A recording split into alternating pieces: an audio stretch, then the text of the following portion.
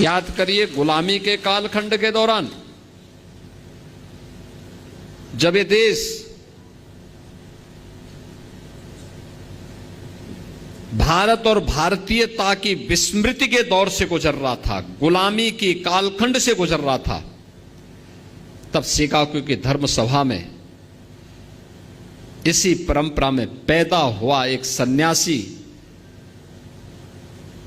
दुनिया के सभी धर्मगुरुओं के सामने इस बात का उद्घोष करता है कि मैं भारत की उस परंपरा से आया हूं जिसने सदैव मानवता के कल्याण का मार्ग प्रशस्त किया, और जो दुनिया के सामने इस बात की उद्घोषणा भी करता है कि मुझे गर्व है कि मैं हिंदू हूं। तो स्वामी विवेकानंद,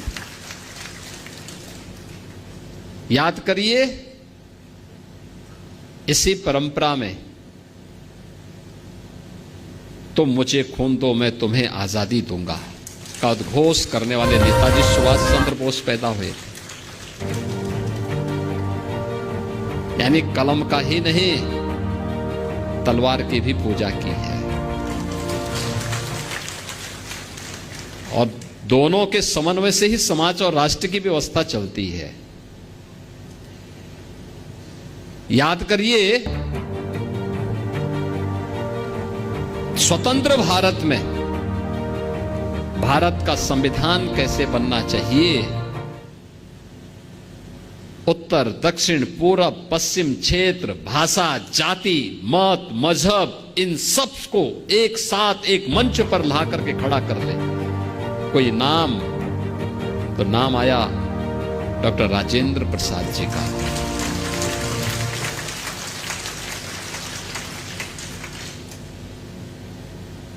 डॉक्टर राजेंद्र प्रसाद जी का स्वतंत्र भारत में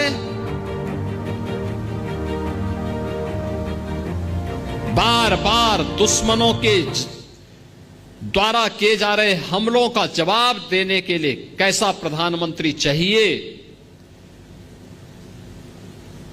तो लाल बहादुर शास्त्री ने 1965 में पाकिस्तान को नाकों चने चबवा करके स्वतंत्र भारत में पाकिस्तान को उसकी औकात दिखाने का काम भी किया था।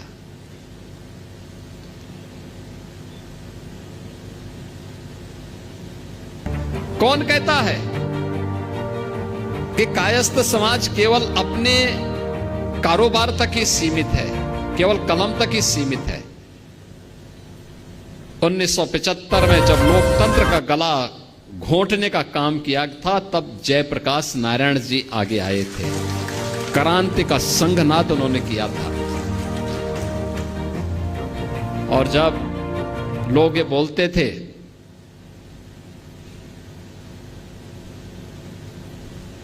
कि अयोध्या में राम मंदिर कभी नहीं बन पाएगा, तो महर्षि महेश योगी जी ने हॉलैंड में राम के नाम पर सिक्का चालू कर दिया था। यानी भारत से बहुत दूर हॉलैंड में उन्होंने भगवान राम के नाम पे ही करेंसी जारी कर दी। यानी एक ऐसी परंपरा, अगर आप हिंदी साहित्य में जाएंगे, उपन्यास की विशिष्ट शैली जो भारत की उस समय की ग्रामीण पृष्ठभूमि को प्रस्तुत करता है। मुंशी प्रेमचंद इसी गोरखपुर की धरती पर उन्होंने अपना उपन्यास यहां रचने का काम किया था। कौन से ऐसा क्षेत्र है, एक लंबी फेरस्त है। मैं जब अंदर इंटर कर रहा था तो मैं देख रहा था उन सभी महापुरुषों के चित्र लगे हुए थे, और मैं तो चित्रगुप्त महासभा से कहूंगा उन सभी महापुरुषों के चित्र चित्रगुप्त मंदिर में लगने चाहिए, लगाए जाने चाहिए। उनके इतिहास के बारे में वर्तमान पीढ़ी को बताया जाना चाहिए। याद रखना, अपने महापुरुषों के गौरव से ही वर्तमान पीढ़ी प्रेरणा लेती है और आगे बढ़ने का रास्ता अपना प्रशस्त करती है।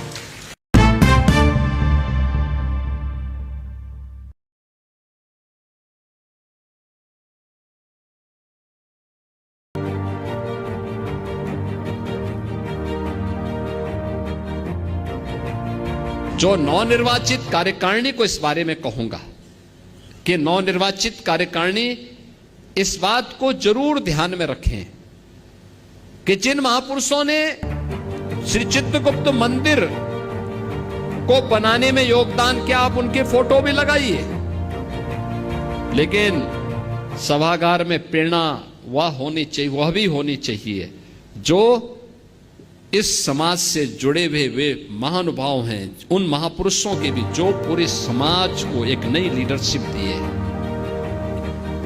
दूसरा, इस प्रकार की सामाजिक संस्थाओं के पदाधिकारी और सामाजिक संस्थाओं की भूमिका होनी चाहिए कि समाज के अच्छे कार्यों को हाईलाइट करना, और अगर कहीं कोई बुराई है उस बुराई को दूर करने के लिए अपने स्तर पर प्रयास करना,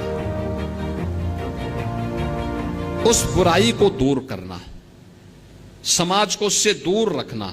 आपस में मिलन के कार्यक्रम समय समय पर होते रहने चाहिए। कुछ विशिष्ट लोगों को अपने कार्यक्रम का हिस्सा बनाया जाना चाहिए। देश और दुनिया के अंदर समाज से जुड़े हुए कौन से लोग विशिष्ट योगदान दे रहे हैं, उसका भी लेखा जोखा आपके पास होना चाहिए। अगर ये सब कर लेंगे तो वास्तव में हमारी सामाजिक संस्थाएं अपने कर्तव्यों का निर्वहन करते हुए उन महापुरुषों के आदर्शों को अपने जीवन में अंगीकार कर पाएंगे, जिन महापुरुषों ने अपने योगदान से न केवल समाज को गौरवान्वित किया बल्कि राष्ट्र को एक नई दिशा दी थी। और श्री चित्रगुप्त महासभा एक प्रगतिशील सामाजिक संगठन होने के नाते इस दायित्व का निर्वहन करेगी, यह मुझे पूरा विश्वास है।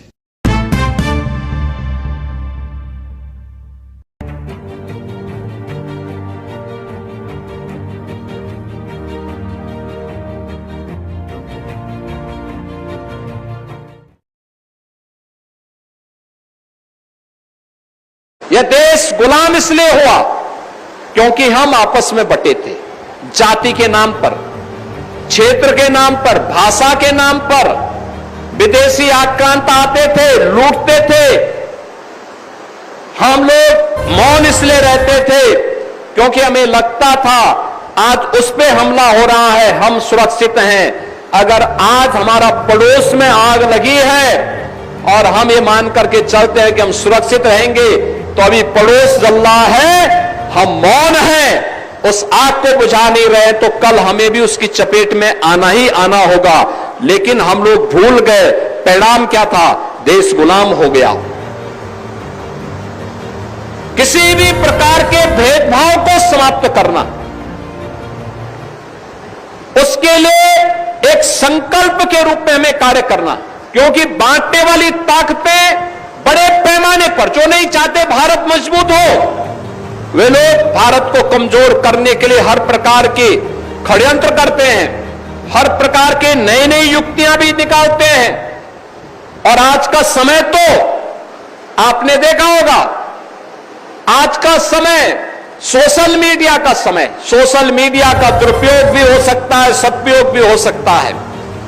सोशल मीडिया के प्लेटफॉर्म में, डिजिटल मीडिया के प्लेटफॉर्म में किस तरीके से सोसाइटी में भ्रम पैदा करने का प्रयास होता है, जाति को जाति से लड़ाने का प्रयास होता है, फेक अकाउंट बना करके कैसे एक दूसरे को गाली दे करके और गाली दिलवा करके फिर आपस में बांटने का कुत्सित प्रयास हो रहा है। ये सोशल मीडिया प्लेटफॉर्म का, डिजिटल मीडिया प्लेटफॉर्म का उपयोग हम अच्छी चीजों के लिए कर सकते थे। इस प्लेटफॉर्म का उपयोग अच्छी शिक्षा के लिए किया जा सकता था। कोविड कालखंड में आपने देखा होगा, वर्चुअल क्लासेस चली, ऑनलाइन क्लासेस चली, जगह जगह से शिक्षकों ने पाठ्यक्रम के माध्यम से अपने अच्छे कंटेंट देकर के बच्चों को पढ़ने के लिए प्रेरित किया।